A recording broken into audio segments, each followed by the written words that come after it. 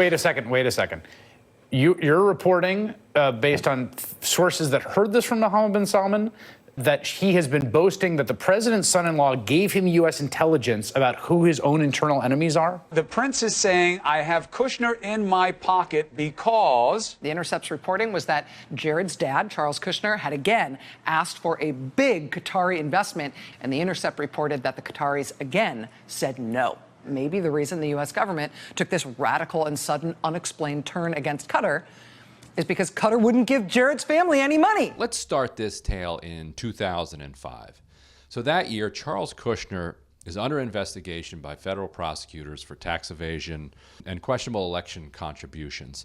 During that time, a member of his family is cooperating with prosecutors against him. So he gets the idea to hire a sex worker, film the sex worker doing her business with the relative, then use that videotape against his family member to blackmail him into no longer cooperating with prosecutors.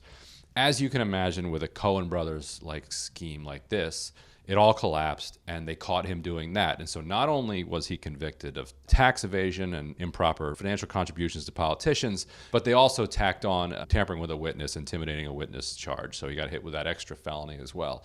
So he goes to prison in 2005. Because he goes to prison, Jared Kushner takes over Kushner Companies. At the time, he's something like 25, 26 years old.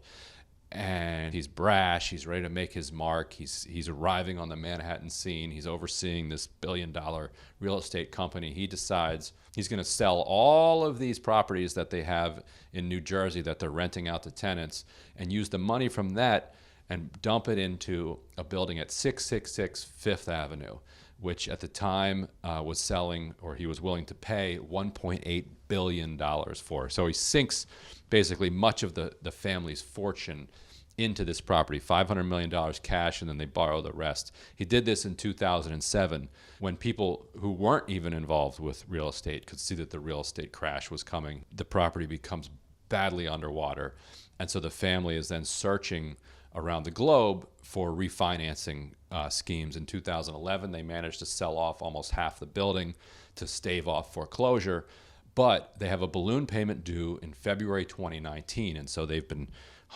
hunting for billions since then to try and shore up this property, because in real estate everything is cross-collateralized, and if a big thing goes down, everything else is problematic.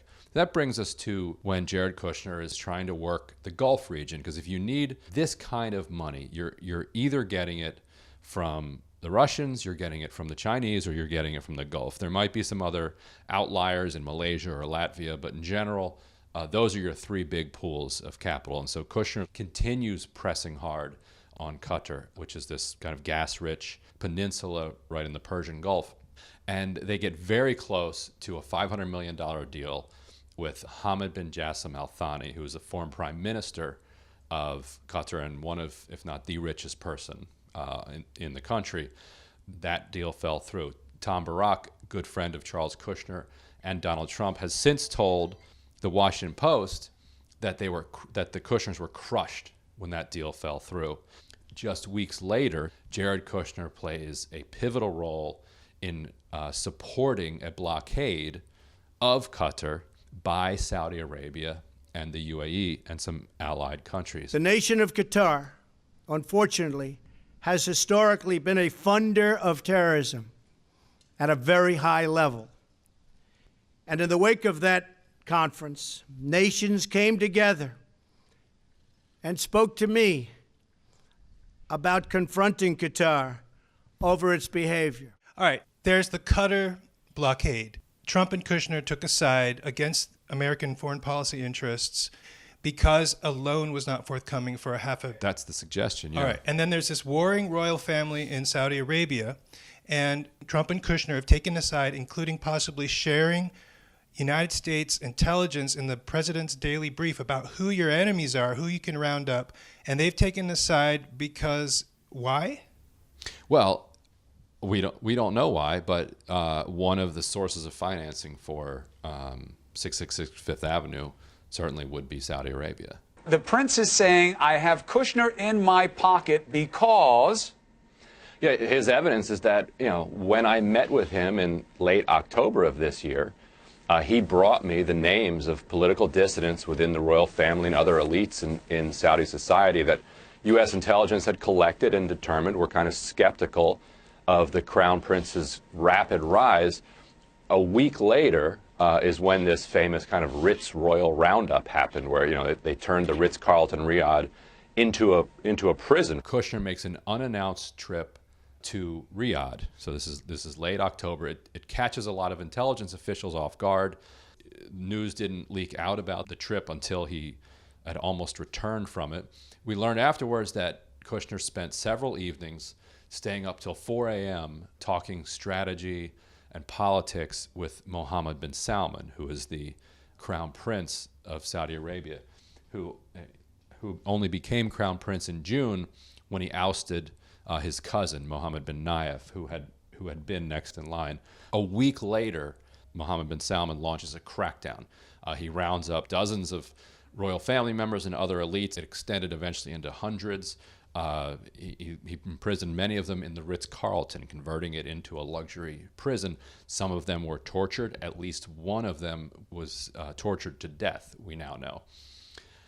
What we've been able to report now is that following his meeting with Kushner, MBS told his confidants, including Mohammed bin Zayed, who is the crown prince of Abu Dhabi and the effective leader of the UAE, he told him that Kushner had given him the names of some Saudis that were disloyal to him and said that Kushner was in his pocket. We were not in this meeting, of course, so we don't know exactly what happened, but independently we can confirm that there were intelligence reports that included names like this, and that Kushner had access to these names, and that Kushner showed an extra level of engagement when the intelligence briefings that he was in were around the subject of politics in the Gulf region. Yusuf Otaiba, I first heard about it in your reporting about sex trafficking. You also reported in that article that he's a buddy of Jared Kushner's. And also, can you weave in Rex Tillerson to this story? So Tom Barak, who we mentioned earlier, connected Otaiba and Kushner because the UAE didn't, just like everyone else on the planet, did not expect Trump to win. And so when he did, they were caught a little bit flat-footed. They've lucked out in the sense that Otaiba and Mike Pompeo have been very close for a long time. And so they're going to be just fine. But as they initially started out, Otaiba and Kushner became very close. And Kushner would go to Otaiba to ask him to explain the Middle East. And so he would tutor him. Otaiba, the UAE and Saudi Arabia have very much hated Rex Tillerson as Secretary of State. Rex Tillerson, when the blockade was announced by Saudi Arabia and the UAE in June, immediately tried to negotiate a way out of it. The United States has a huge military presence in Qatar. It's a staging ground for the projection of all sorts of power around the region. And there are commercial interests, there's defense interests, on and on. It was not in the United States' interest for there to be a crisis among these Gulf countries. Immediately after Tillerson called for a negotiated end to this and called for an end to the blockade, Trump put out a statement and went to Twitter to say, well, Qatar is just a bunch of terrorists and they fund terrorism, and so, go get them. And so it later turned out that it was Jared Kushner acting on behalf of Otaiba, or taking a statement from Otaiba, who had instigated that about face. Recently, there's been more reporting, and I have sources that confirm this, that Mohammed bin Zayed and bin Salman are both bragging that they were able to get Tillerson fired.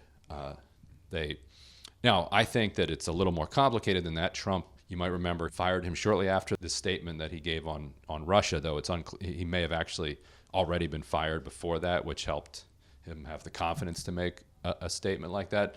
But absolutely, the influence that had been injected by these Gulf countries colored Trump's perception of Tillerson, and he understood that he would be doing his friends over there a favor if he got rid of them. We have a question about the status of the royal family members that were arrested. They've all been released. A lot of them are on house arrest. And a lot of them, cut deals in order to get their freedom. And these are, many of these people, by the way, are pieces of work themselves. These are people who were stealing from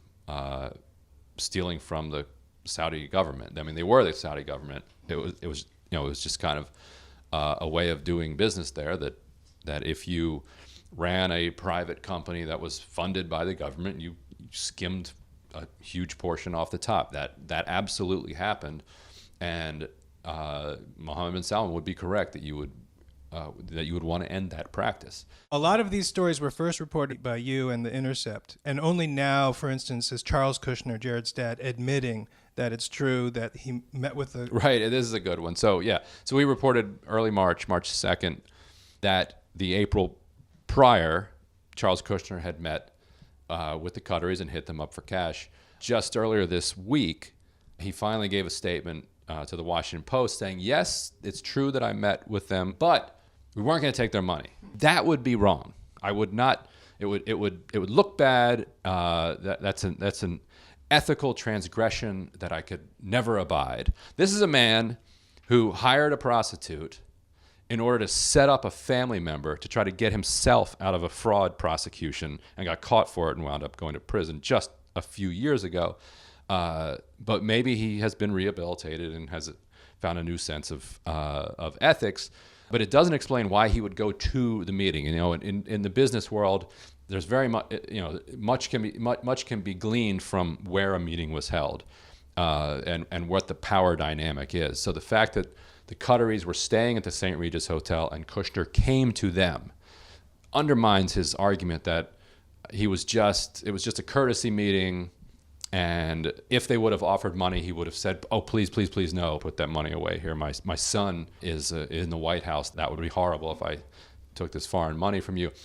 So A, he went to them. B, why the follow-up meeting? Why meet the next day? Did you need 2 courtesy meetings to tell them that you won't take the money? That part of it never made sense. Okay, so Sarah Talbot was bringing up the security clearance. So you reported that, it's actually your first paragraph, that while he still had security clearance, which is up until very recently, and in this story, it's during the time when the administration was choosing sides, he was a voracious reader of the PDB. I think that's the most important part, that United States intelligence is being used to take sides in this royal family battle. Right. If it's true, we weren't in the meeting. We don't know what Kushner actually did, but yes. So Mohammed bin Salman's claim to his confidants is that Kushner shared with him this intelligence he would have been able to glean from these briefings. That's right. So Kushner only had a handful of names of the dozens that were arrested would have been from the result of this, if that's what actually happened. Secondly, he probably knew already who he was going to round up. I think it just kind of helps him politically to be able to say, this guy's in my pocket. Look, you're trying to go up against me. You're going up against me and the White House. The White House helped me with this. Do you see that chain around the gold necklace around President Trump's neck there? Well, Saudi King Salman presented that to the president. It's a gold medal. And here's something else to look at. When Trump went there in May, there is an exception to the public gift rule. If you're a public servant, you get a gift that costs more than like $50 or so, you have to give it back to the government, and the government keeps it, puts it in a museum, sells it, whatever they do with it. There's one exception, and that's awards and medals. So if you get a medal for being the greatest Saudi Arabian supporter in the world, you can keep that medal. If these are diamonds, that could be worth millions of dollars if it's... Is it just an ego boost or a bribe? If it's studded with diamonds. Yeah. Wow. What do you think? Well, it works both ways for Trump. Make him feel good about himself. It's been reported, I think in the Times recently, that there's a new Mueller witness who's been granted immunity. And his story is that the Saudis have been funneling money to Trump political organizations. Right. And so this has been going on, and this is what we've been talking about I've been writing about for years, and we've been talking about here for a long time. And Otaiba was the one who kind of facilitated this for the UAE, that it funnels a lot of money into Washington in order to influence our foreign policy thinking. In this case, it was running to a counter channel through this guy George Nader to this other guy Elliot Broidy, who then pumped it into think tanks, and the think tanks held kind of anti-Qatar conferences where academics and policymakers would get up and give their presentations about what's wrong with Qatar. And we reported on these at the time because they appeared to be funded by the UAE, and we asked them, are you getting money from the UAE for these? And they told us very specifically, we do not take foreign money on principle, so no, absolutely not. So now we know that it depends on what your definition is of foreign money. It was foreign money, then it was given to Brody, and then Brody gave it to them. Does it mean it's not foreign money anymore because you had a middleman that passed it on? I think that's something that they're going to have to answer for in the wake of this article. But there's more reporting to be and investigation to be done on that. Yeah. Mueller's going to get to the bottom of it because he We'll has see. this guy Nader singing. Although Nader's back in the UAE. Didn't they call him back? You can call somebody back. Does that mean they're going to come back? Would you Oh. would you come back? And he's got immunity, so... He's gone to prison twice for pedophilia. Oh my God, really? If I were him, I probably would not come back. The but- finest people. We just have the finest. the best people.